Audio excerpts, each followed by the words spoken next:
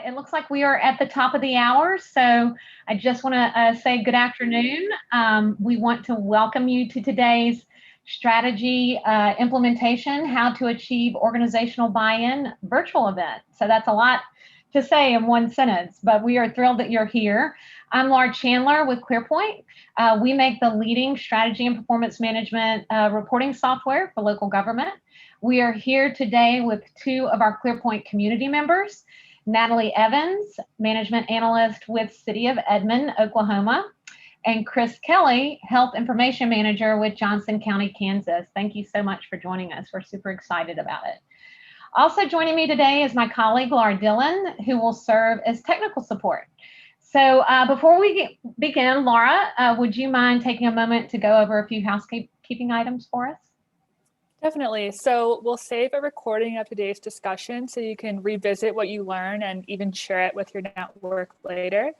Your microphones and conference phones are automatically muted as participants, and your videos are also turned off. And we encourage you to participate by putting your questions or sharing any information in the chat box. Awesome. Thanks, Laura. So today, each speaker is going to provide a 15 to 20-minute presentation on their organization's journey to achieving organizational buy-in. And you will get to hear about their successes and challenges and these are two very different approaches. And so we're very excited about this. We will launch into questions and Q&A with the audience at the end, but we do want to encourage you that as the speakers are doing their presentations, feel free to put your questions in the chat, and we'll try to even address questions throughout our time together today. So is everybody ready to get started? Yes? Yay. Okay, let's begin with a quick poll of the audience. So I'm going to ask the audience to consider the following statement. All levels of my organization are bought into the strategic vision and understand how they fit into it. You can answer strongly agree, somewhat disagree, or strongly disagree. So I'm going to give you a few minutes a few seconds to answer this question. So it's really, we've got some great answers. It's all over the map. So we've got a great mix of folks here today. Just give it a few more seconds. And let's go ahead and share the results. So we have about 20% of the audience who says they strongly agree. That's fantastic. 40% somewhat agree, 20% somewhat disagree, and then 20% strongly disagree. So we have a real mix here today. So it's good to see those results. So with that, I'm going to hand it over to the experts. I'll just kick it over to Natalie. Natalie, you want to kick us off? Yes, thank you. And I hesitate to be called an expert about this because probably one of the reasons I was asked to share is I'm constantly asking ClearPoint for advice about how do we develop engagement? How do we develop buy-in? And that's because we've been really intentional about trying to build that up in our organization. So I am delighted to be here today and share some of our practices that we've found effective. I'm also really excited to learn from Chris as well. I know he's a wealth of information. So just a little bit about me and the City of Edmond. I'm a management analyst here, so probably like many of you, developing our strategic plan is one of my many responsibilities. I'm sure we all wear many hats. I'm within the city manager's office, and Edmond is a suburb of around 95,000 residents. We have around 800 people on our staff. So that's a little bit of context about our organization and who we are. Okay, so organizational buy-in, that's kind of a big topic. So I thought today it might be good if we kind of set a baseline for what we talk about whenever we're talking about engagement and buy-in. Ultimately, it's all about trying to help our employees and our organization see the value. They have to see the value in this initiative or else no one's going to want to work on it. No one's going to care. So it kind of comes down to the second bullet point, what's in it for me? And that's where we really try to frame strategic planning as a tool for departments. It's a communication tool. It's a project management tool. It's a great way to learn about all the great projects that are happening within the city. We're showing what can be achieved whenever we have alignment. We're showing what can be achieved whenever we have coordinated communication. And ultimately, we're trying to gather support and participation of our staff. Gathering that participation leads to the big goal of employee engagement. How do we get employees engaged beyond just their day-to-day tasks, but in the overall vision and mission of our organization? So a little bit about our strategic plan.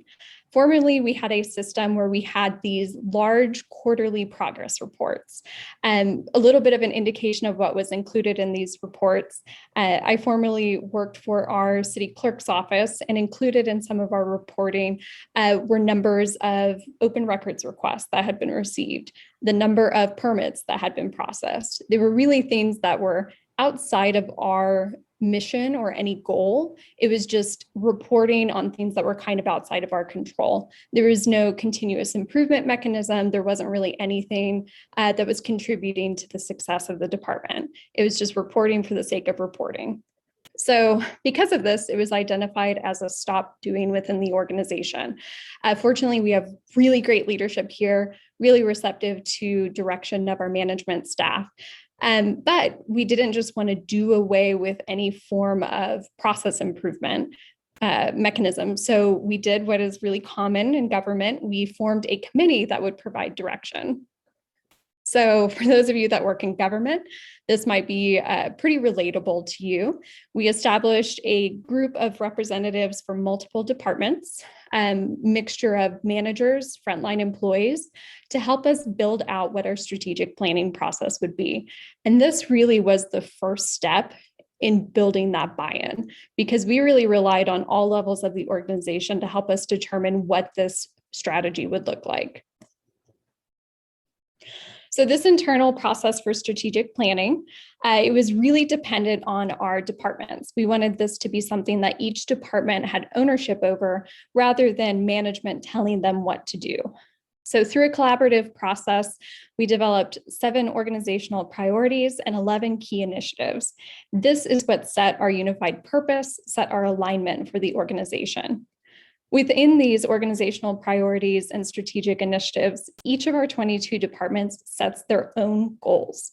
So we want them to tell us what they want to work on, what they want to improve.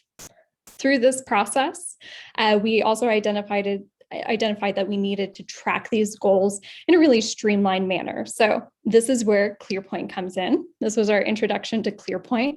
It allows us to track things in a consistent way and provide all departments access to a unified portal. So the goal is alignment and purpose. So that is developed through these organizational priorities and strategic initiatives.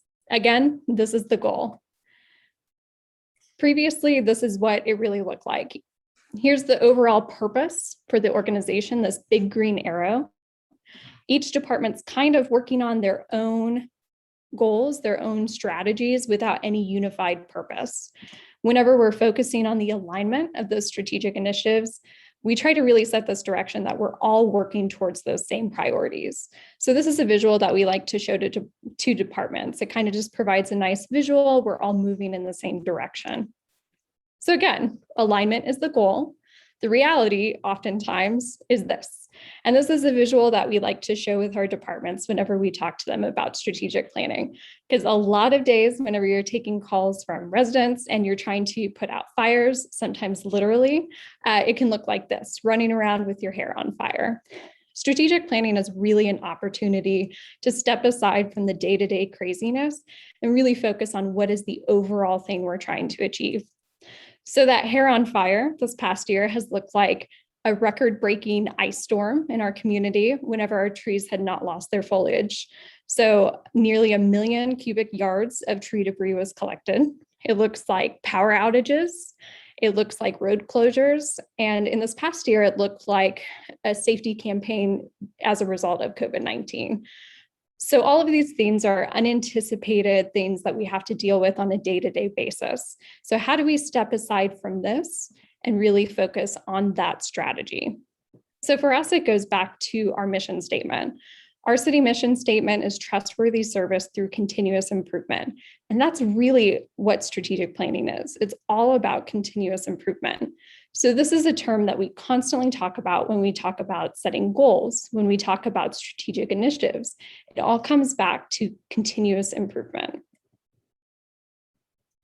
So whenever we communicate the importance of strategic planning, we focused on aligned vision and purpose. We focus on the fact that it's a tool to establish accountability, develop timelines, and achieve success, some of the key principles of project management. We look at it as an opportunity for collaboration, communication tool, and ultimately process for improvement, which all comes back to our mission statement. So for us, the 3 core strategies for engagement all come back to communication, clarification, and celebration. So communication, it has to be a regular part of the conversation. It can't be a plan that we developed 5 years ago that sits on a shelf and we never address with our staff. Some of our communication strategies that we've implemented, which we've been very intentional about, every quarter, whenever departments submit their reports, we have an in-person or previously in-person, now with COVID, a virtual meeting where we check in with all departments. This is an opportunity to communicate about progress on goals, updates to our process, and celebrate those successes. We also upload all quarterly reports onto our employee page. This makes it accessible to every single employee in our organization. This also gets emailed out by our city manager to all staff. In that email, he highlights accomplishments in departments, celebrates our departments on their successes. Coming back up to this one, I also send a monthly email to all of our point people in departments. These are our frontline connectors, the ones that are collecting data, reporting in ClearPoint. We also developed a video that highlights successes from our strategic plan and also recaps the intention behind strategic planning. It's a really great introductory video that talks about the purpose behind strategic planning, really easy to understand. It all talks about tackling those challenges and finding improvements. We also have worked to clarify and provide clear expectations. And with those clear expectations, we communicate those on a regular basis. And this last one's really key whenever we talk about turnover within departments. As early as possible, whenever a new department head or a new point person in a department has been added on staff, I set up a meeting to meet with them early on where we talk about the purpose behind strategic planning and our expectations. So we have the chat feature that's available. So if any of you have any communication strategies you'd really like to champion, things that have been successful to you, I'd encourage you to include that in the chat, and maybe Laura, we can share that in a little bit. So that communication leads to engagement. Like I said, it can't be a document that sits on a shelf and gets forgotten. Some of our engagement strategies have included just trying to bring more people to the table.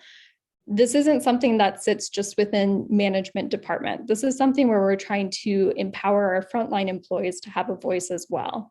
So whenever we're going around to departments on an annual basis and setting goals, we try to incorporate as many strategies to involve our frontline employees too. If we're having a meeting with the department, we don't want to just meet with the department head. We want to meet with the whole staff if possible. And then we really encourage departments to align departmental goals to individual performance goals. So as an example, whenever I was in the city clerk's office, we identified a need to update our records retention policy. That was something that was also identified on my individual performance goals. So for me, that gave me ownership over something that contributed to the department as well. And last but not least, it really comes back to celebrating successes. Next up, I want to talk about clarification. We have to make this an accessible process. So we try to use terminology that is already known to the organization. This establishes a baseline. So we talk about continuous improvement. We talk about tackling challenges that exist in the department. We talk about back burner projects rather than getting caught up in terminology like key performance indicators or measurements or initiatives. Yes, those are terms that are critical to developing our plan, but whenever we're talking to frontline staff or managers, we try to boil it down to not overcomplicating, using known terminology. One thing that was identified to us is that staff wanted more clear expectations of what was expected from them whenever it comes to strategic planning. So whenever we outlined these expectations, we tied them to our core values. So one of our core values is accountability. So we tried to tie it to terms that they're already familiar with, expectations they know already exist. So next I'm going to talk about celebration, and this really should be the easiest part, but it's a really good reminder that whenever we encourage people about successes that they've had, it just really emphasizes the importance of what it is that we do. So at every check-in meeting that we have on a quarterly basis, we have a whole portion dedicated to recognizing departments on their improvements. So we'll reach out to about 3 to 5 departments, ask them to share about something they're proud of from their strategic plan. We've also found this is a really great way to communicate what's going on in the city. We get a lot of positive feedback after these check-ins where a department will say, I had no idea that stormwater engineering developed this app. That's so cool. So it's also a good communication tool. We also encourage our departments regularly to recognize those successes and then always tie that back to their departmental goals and strategic plan. So I wanted to show some examples of celebrating successes. Over here on the left, we have a little short video from our marketing department. They were celebrating their fiscal year successes that they had on their goals, and they sent this video to us with their final report. And then over here on the right, our utilities department had a goal to do 200 energy audits. You can see it says 238 energy audits. They had accomplished their goal and had a little donut party to celebrate. So developing engagement, it can be challenging. It's a tough question. But ultimately seeing that progress, celebrating those successes, it really reminds us why we do this work. We have to be really intentional about it though. And for us, we've found that the best way to do that is through consistent communication, clarification, and in celebrating successes. Laura, I don't know if we're able to share these slides afterwards, but I included a few helpful links that I found really valuable. Some links about developing strategic plan and then also communicating. And I'll throw my communication information up here. If you'd like to reach out, contact me, send me an email. I'd love to share you some of the resources and tools that we've developed for departments. But like I said, I'm just really excited to be sharing with you today and hopefully answer some of your questions. Thank you so much, Natalie. Oh my goodness, I have so many questions of my own. So I'll try to save those till the end of the presentations. But I love your discussion around how you began with this diverse committee and really invested the time and your departments actually having ownership. I think that's such an amazing strategy. And I particularly love that you tied expectations to core values. And then the terminology, really creating that common language. So, and your mission statement, trustworthy service through continuous improvement, that is fantastic. I love it. So I'm sure there are going to be others that have questions. I know I do. So, but before we get into questions, why don't we turn it over to Chris? Chris has a very different approach on how organizational buy-in sort of spread through Johnson County. So I'm excited for Chris's presentation as well. Thank you, Laura. Let me share my screen here. Let me know if you have any trouble. You got it? Fantastic. Looks like we're good. Okay, good. So thank you, Laura, and everybody else out there in Zoom land.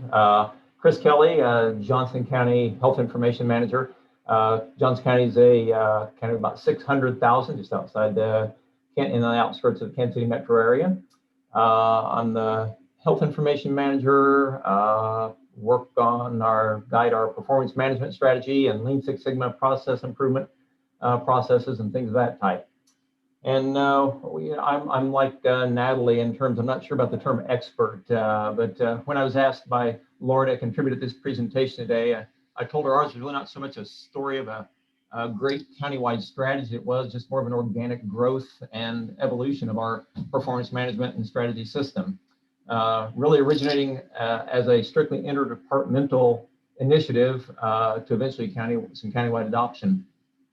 It started several years back when the mental health really had a complete overhaul. A new administration was put in place, and that new administration began with the development of a strategic plan, and many needs were identified, and that was about this time that I came on board. And the problem is there there's no performance management in place, no metrics, no way to gauge really where we were, or be able to monitor the improvement of those types of things. So there was a great desire to be less reactive and more data driven, and so we wanted to try and implement a system for our strategic plan and performance management needs, but nowhere on our radar was that it might become something countywide. So while we went down that path, I'll share a little bit about how we started, what we did. Ours will look a little bit more tactical maybe than what Natalie's did, but it's interesting. You'll also see some similarities that I chuckled at as she went through. So when we started, it really this is kind of what we had.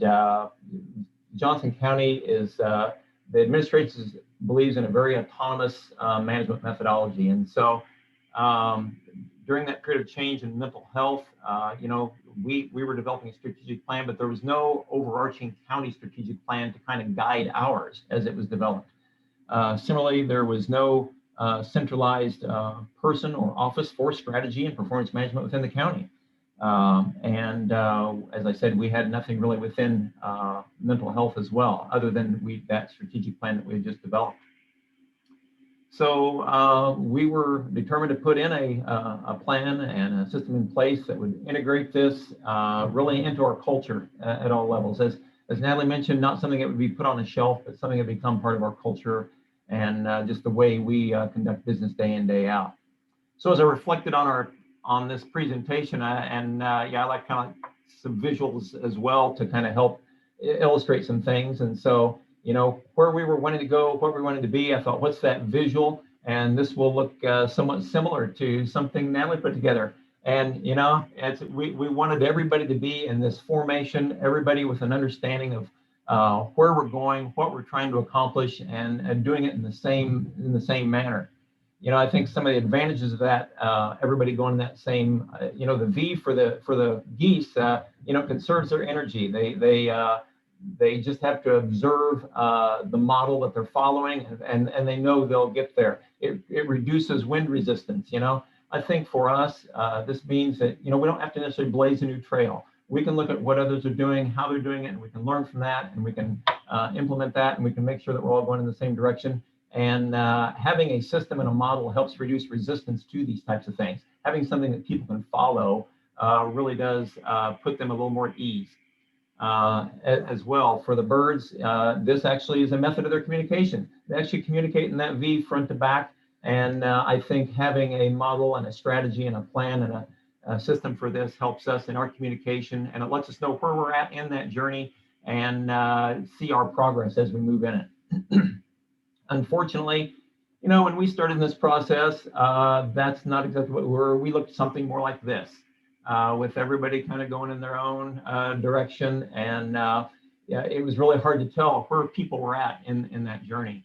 So using a common understood approach, hopefully we felt would get us to something a little more along the lines of that first slide. And so we began our journey with basics, and it really was much, I think, probably like Natalie's group did, about education. And we really began an educational campaign with our strategic plan to help staff understand the plan, its purpose, and how it really applies to everyone. It's not just something that sits on a shelf. It's something that we need to live by every day, and everybody does contribute to it, whether you know it or not. So we talked about the initiatives, the actions, and all those things, and how that related to everybody. We talked about the performance measures that would help us measure that progress and those types of things. And so this educational campaign really involved us sitting down with every team in our divisions and talking to them about their work and how it related. And that took a lot of time, and that was additional work on top of their daily work, and that was probably the biggest stressor to them. But our director communicated that this was a priority and something that we really had to walk through, and it would yield benefits at the end. So we had many expressing a need for Tylenol at the end of some of those workshops, but overall, I think when we were done, they did get it much better than they did going into it. So our adopted methodology methodology for this process really kind of follows the Kaplan-Norton strategy execution loop if you're kind of looking for something to grasp onto, and I'll share some about that. Its model with the Kaplan balanced scorecard, it meshes so nicely with ClearPoint strategy and the way they're structured. The Kaplan-Norton model has a 6-stage closed loop that links the strategic plan with operational execution. That's where that's at. For the strategic plan to not become, dust on a shelf, it's got to be tied to that operational execution. And so in this particular step that we were going to be walking through, we really focused on the interior 4, the align the organization, the plan the operations, the monitor and learn, and the test and adapt. Because those were really the meat of what we had to solve. The number 1, this develop a strategy, that had already been completed. So that one was good. And the number 6, the test and adapt, that really would follow on a little later, and we're doing that now. But that was part of our Lean Six Sigma process improvement and how we incorporated that to accomplish the 6th piece. Another significant part of our educational process and measure identification, which was critical for us, revolved around the use of a results-based accountability guide developed by Mark Friedman of the Results Leadership Group. Mark outlines this method as part of his book, Trying Hard is Not Good Enough. A lot of what I'll share in the upcoming slides is fairly elementary, but it's information in this that was really critical for our staff that were very unfamiliar with a lot of this that we were talking about. Natalie talked about terminology, and we adopted more of the standard terminology, as you'll see, but it was about terminology, vocabulary, and helping them understand how this fits into their work. So the majority of our 350 staff in our department are clinical in nature, social workers and the prescribers and the type. Typically not technical and certainly not familiar with these systems and methodologies. It was interesting for me to note coming in this environment that while they rely on data for many of their assessments and screens to diagnose and treat clients, they really weren't certain that the work they did could be measured. And so this was nothing new or unique to social work. You find it, a lot of disciplines believe that the work they do is unique and somehow can't really be measured. And our job was to help them understand that it could be and how it would tie into their day-to-day work as well as the strategic plan. So results-based accountability was designed to improve the lives of children, families, communities, and their performance within the programs that were serving them. So it certainly fit well for our environment, but what we learned over time as we branched this out was it worked equally well for everything across the county, from our airports to facilities to human resources.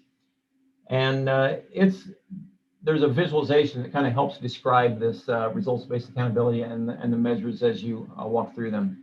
The rows in the 4 quads separate the measures about effort in the upper half from those about effect in the bottom half. And the columns separate those that are quantity, input type measures, those types of things from the quality. And obviously the quality and the effects are the ones that you're really wanting to focus your energies on. Oftentimes people, they gravitate toward those quantity of efforts because those are easier to measure, but they don't really tell you if you're achieving the ultimate goals that you want to. So we started with that graphic and we walked them through. Part of our educational effort was taking this out, sitting down with them and walking them through it, because this helped them relate it to their day-to-day work. And when you want that engagement, this is how you do it. You let them see how those overall efforts that they do tie into the big picture of the organization. So we would talk about that upper left quadrant, and it's, number of customers served, number of lane miles paved. We also used, for those of you KU Jayhawk fans out there, we talked basketball, number of shots taken in the upper left. In the right, we talk about quality, it'd be, of course, the percentage of shots made, or, the staff ratios and percentage of clients served, that type of thing. You go down into that all-important lower half, and then you start talking about, did we really affect change? Did we change a client's life? Did we ultimately improve road surfaces? Did we ultimately increase and improve the wait times at our airport and those types of things? So really drilling down and helping them figure out where and how the work that they did aligned up in those areas was big. And so after we walked each of our teams in our department through this process and developed their measures, then we went to researching the data sources, and what we found was we had a lot of rich data, but it really wasn't being utilized, wasn't being captured and extracted and analyzed for any of these purposes. So we walked them through that and began to figure out how we would extract that information and use it. So then we got into the piece that Natalie discussed as well, which was terminology. So when we look at the Kaplan Norton strategy map, we've got the vision, very common to all of us, very elementary for all of you, especially those working in strategy offices and that type of thing. Vision, mission, key performance areas. We did not try and necessarily tailor it, our messaging at least, to the way you did, Natalie, but we certainly, as we talked with individuals, we could help them relate it. But we still stuck with the basic terminology, key performance areas, key performance indicators, those types of things, so that as departments talked, they were using a common vernacular across their various disciplines. So once we got past the terminology, then this also helped them understand how the KPIs and the non-KPIs that were reflective of their work filtered up throughout the organization into these key performance areas, these strategy goals, and that type of thing.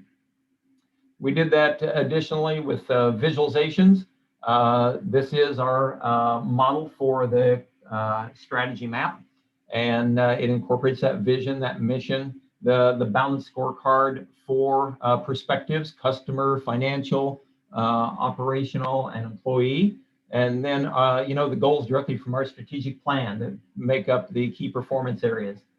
On this, so every employee can see the top level. We also have lots more measures in this, but the top level measures that are associated, that we report up to the highest levels of the organization, that help support these particular performance areas. And then we built a dashboard that gives greater information, short-term trending information and targets for each of these key performance indicators. They're reflected in this dashboard. And then there's, of course, the detail for each one that can always be drilled into. We spent a great deal of time really focusing on this aspect of it, because this is what had to really drive it and help us know that we could monitor our progress and know that we were really hitting our goals.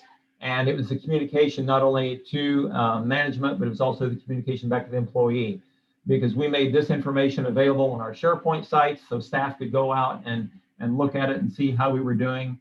And we also really continue the ongoing education, because this part of the educational component is part of our onboarding process for every new employee when they come in.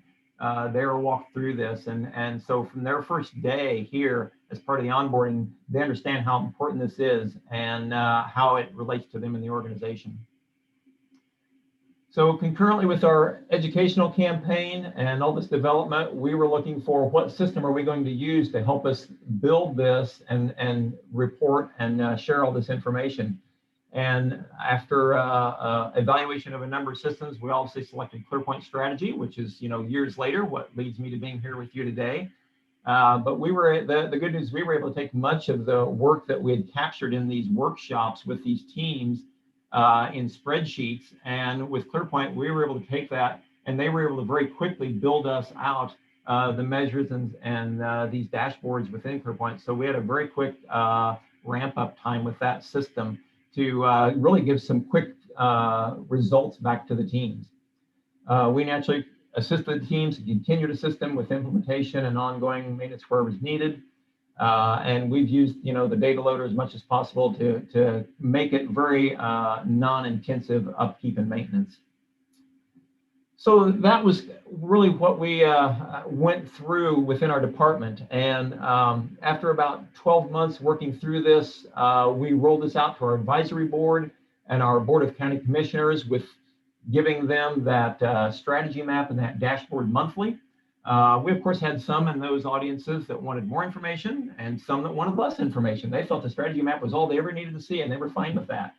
But we continued for, like I say, about a year with just that basic information to a broader community outside of the department.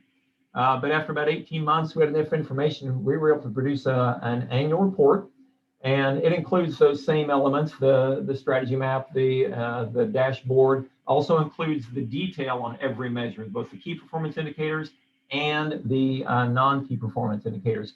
So we include that. So it's a rather lengthy document, but we just do that once a year.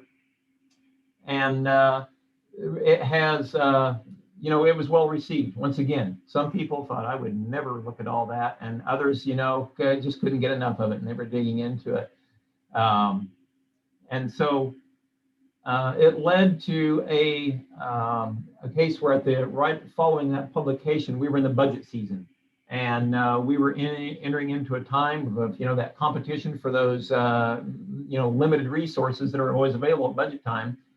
But with the information that we had, we were really able to tell an effective story, and we were able to receive significantly more budget resources than most of the other departments did, and that perked some other departments up, and they came to us and said, can you tell us about what you're doing, and how can we do this? And so we were working really specifically with probably 3 or 4 departments and helping them kind of follow that same path. And so we took that same model and walked them through that, and they began doing some of the same things. And so that was kind of the beginning of our grassroots organic growth of this throughout our organization. And that led that, along with our monthly reports, kind of led one commissioner to ask, why are not all the departments doing this? So that started some conversation within the county manager's office, and her interest in that and desire to have better information led to the next growth, which was really about 6 months later, after publishing our first annual report. Our county manager asked our team at mental health to work with the budget office to develop a plan to roll this out to all of our 30+ departments around the county. So with no centralized strategic planning office or role, team with budget provided kind of that centralized oversight. And we were able to link the initial development of the strategy map and the performance measures with a budget timeline. So we had some motivation there, if you will. And it also avoided mental health going out on our own to try and convince departments that might be skeptical that this was really a good thing to do. And so, we could imagine the reception we might get when we arrive to tell other departments, hi, I'm from mental health, and, I'm here to help you with your strategy and performance management. And they thought, well, we may need some mental health help, but not in that manner. But so having the support of the budget office to conduct the outreach and the scheduling in all of the departments was very helpful. So we developed a rollout plan and presented to the county manager with a time estimate of 24 months to complete all departments. And we put them into tiers. We obviously were focused first on those that we'd already begun an engagement relationship with as early adopters. And then some of those departments that did have strategic plans in place, already had some performance management that they were doing on their own. And so had good knowledge, and it was really just a matter of helping them adapt to this model. So those were our quick wins, the ones that we could go out and really generate some momentum and some positive feedback with those. And then we worked our way down to, to those that maybe did not have quite as much information, quite as much experience in this area. We were able to, make some progress. But like I say, we really followed the exact same model. You can imagine then, this was in 2019, we were about 6 months into it. Things were going good momentum, and 2020 and COVID hits, and it kind of ran us off the rails for a bit, to be quite honest. Our 24-month, timeline definitely looked in jeopardy because departments like health and environment that were at the top of our list suddenly fell clear to the bottom because they were just swamped with, the COVID response. So we moved a few other departments up. We really didn't accomplish much for several months, but midway through 2020, we kind of did get it picked back up and got some movement again and started things going forward. And so today you can see that was actually our most recent. We've got those in green are well on their way and doing good. They've been through all of the workshops. They've got their measures. identified, and they've already been producing information in that regard. The yellow are still more in a midway process, and those at the bottom, we're not quite there yet. Most of those don't even report to the county manager, so it's a little different process to engage them, but we know we'll get there. And so today, maybe not one nice streamlined V, but we are all kind of following the same model. And so we're at different places along the journey, but we believe that, with the model in place and the engagement that we've seen so far, that we will reach that. And, learned a lot of lessons along the way. I think the most important that, you can do this from the bottom up. It doesn't necessarily have to be something that comes from on high. And certainly, once we received that message from the county manager, that helped a lot in terms of getting others involved. But for our own purposes, within our department, we were able to take this and run with it. It's not ideal if you don't have a strategic plan, but it's not a showstopper either. Every department has some kind of goals, and that's what we found as we walked through the RBA, the results-based accountability, and we talked about what's their work, what are they trying to accomplish, what are they wanting to do. We unearthed those goals that maybe they didn't even have formally down anywhere. But a lot of them had something in some manner, it just may not have been necessarily a strategic plan. And build them an easy framework. The Kaplan models just worked well for us. They were easily understood. They were well-established models, and it does talk about operationalizing this, which was so important to really make it important to every frontline worker having a part of their operational environment. And that's the appeal for everyone, I think. Just that they can see their contribution to it and how they fit into it. We tried to find their pain points. What were those, and how could we use the system to help them relieve those pain points? And then I talked about the early champions already, get those early adopters in and get some good success stories. And with the pandemic, slow and steady wins the race. We certainly had some hiccups there midway through, but we didn't give up. We didn't throw in the towel. We kind of waited. We shuffled some things around, and we held the course, and we were able to continue progress through that time. So that's it, Laura. With that, I just thank everybody again for your time today, and certainly happy to ask any questions, and my contact info there at the bottom as well, should anybody need. Well, Chris, we actually have some questions that are popping up very specific to your presentation. Thank you so much. I could see the common threads between Natalie's and your presentations, in particular your terminology and that common language. I love the visuals, really that alignment piece. But it is two different stories, right? Which is great and gives us an opportunity to sort of share both.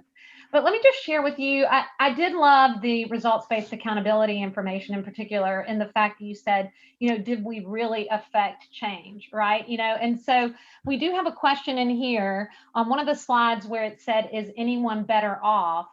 The question is, how do you collect data on is anyone better off? Can you speak to that a little bit? Sure. So certainly in our environment, we do have assessments for our clients that enable us to determine. So, for instance, there's a high instance of unemployment among those diagnosed with mental illnesses.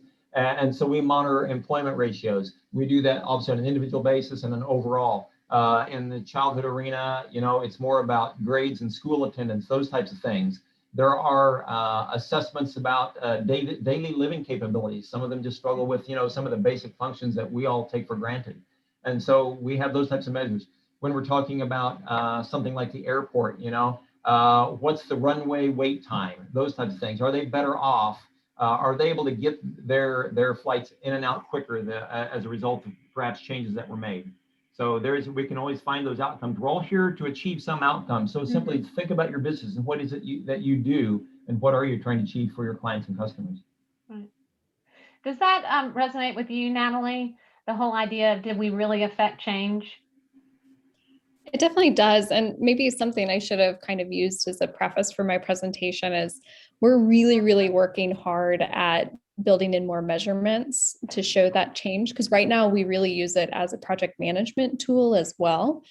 So we're kind of a hybrid between those more distinct measurements. So that's something that, as we look forward to the future, more tangible ways to say that we've developed progress rather than just saying, yes, we accomplished this program, or yes, we implemented this capital project, trying to find more clear measures. So I can relate maybe more towards the person asking the question of how are we showing those successes? Right, perfect.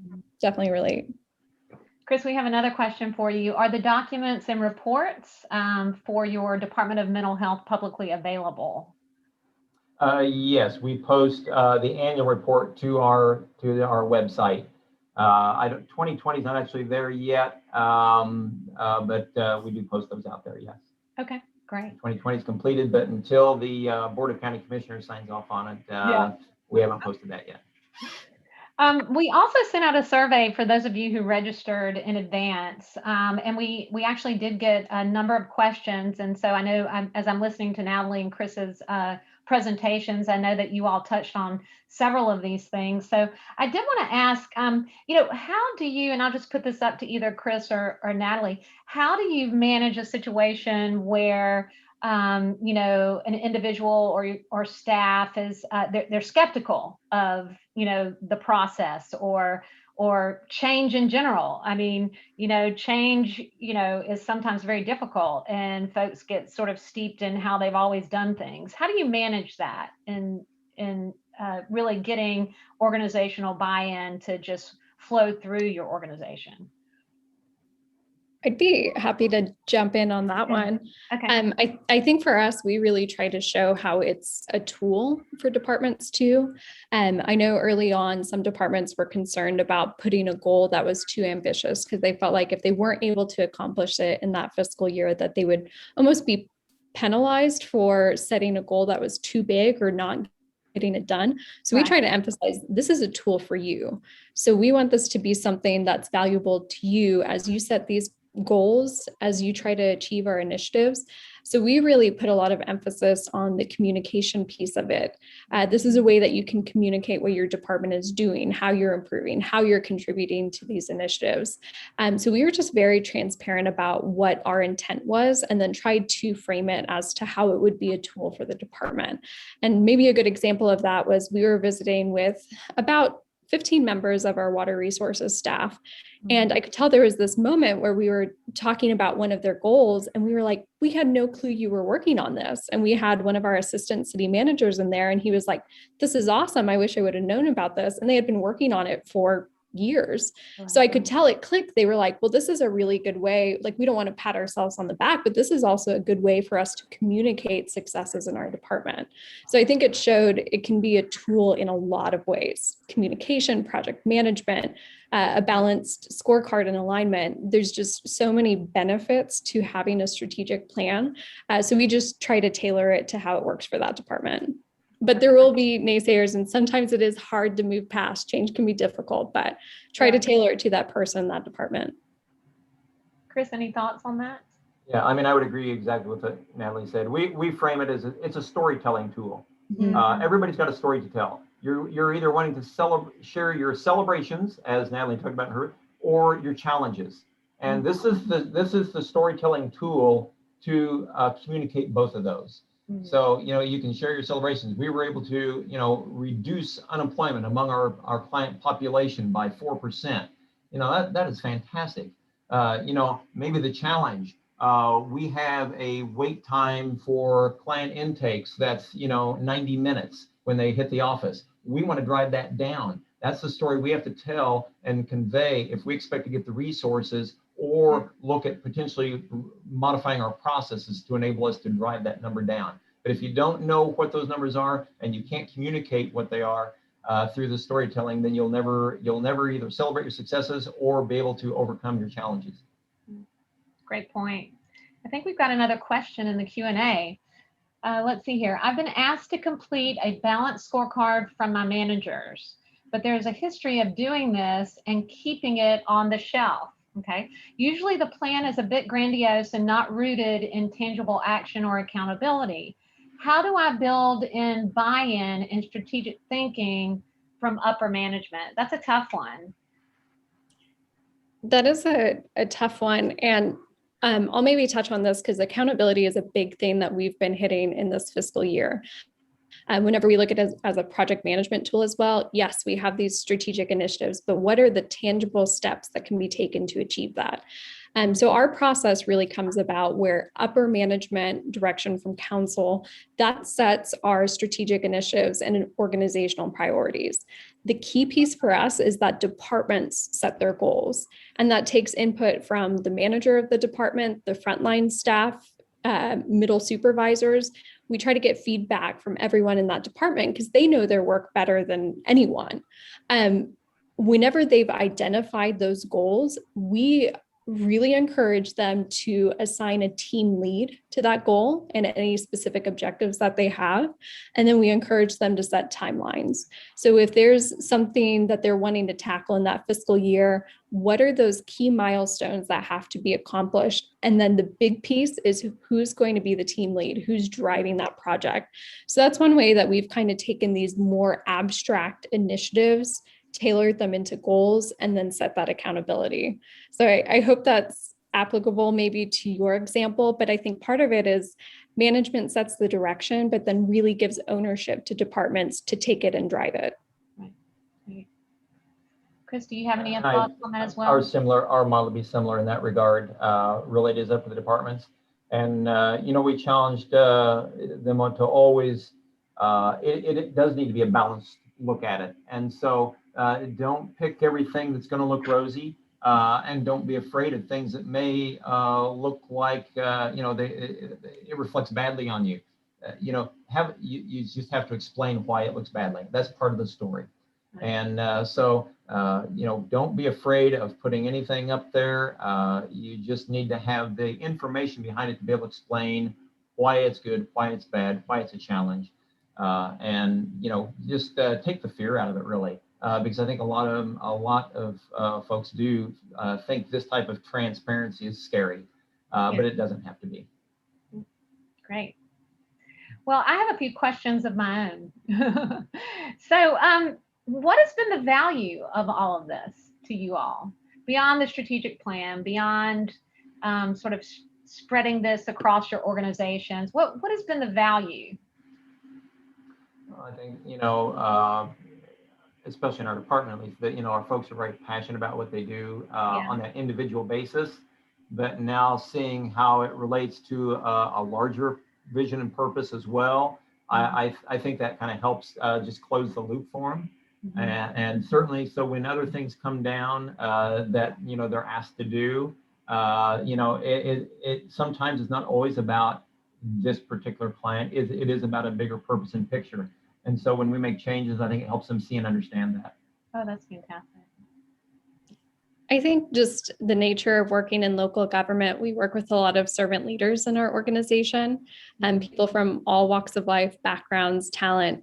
And whenever we have these key priorities that we're all working on together, all 800 of us, it's a good reminder too of what we're trying to accomplish at the root of it. We're improving quality of life. We're achieving high performing government. We're ensuring fiscal responsibility. All of that really, I think, fits into those servant leader ideals. Mm-hmm. And I think it serves as a good reminder. That's a big thing. And then really, I keep honing in on that communication.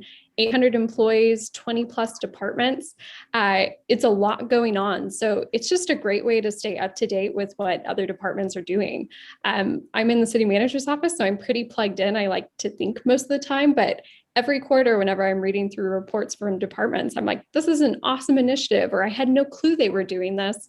So I think it's a good communication tool as well. Those have been big benefits. Wonderful. Well, if no one in the audience has any more questions, I'll pose our final question for the event today. And each of you will start off with Chris.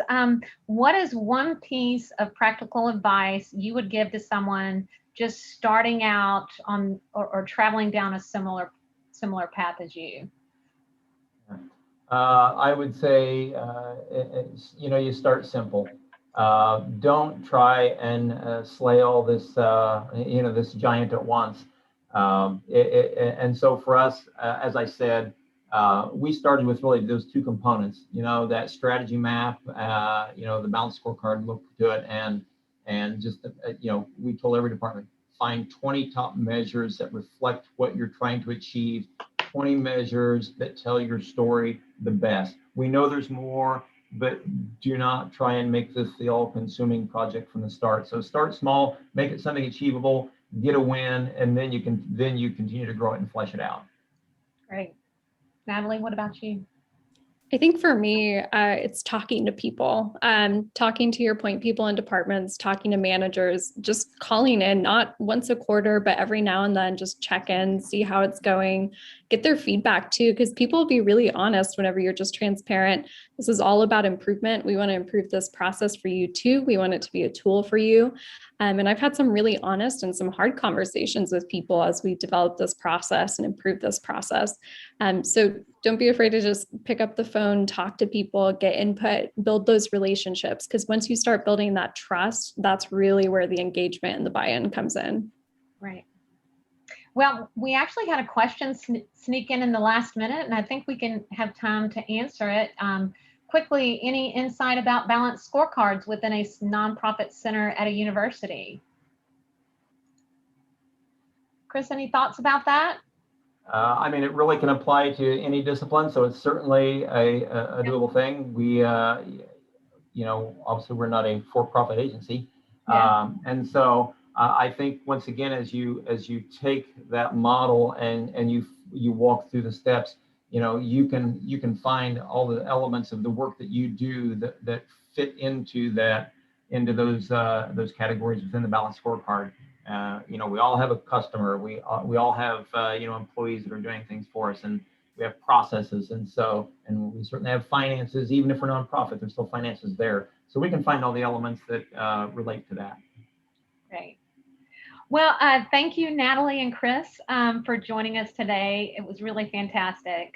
Appreciate all the time that you put in to your presentations, and to all the attendees for spending the day with us as well. A recording of today's event will be sent to you at a later date. We also have an additional resource. It's how to make strategy everyone's job.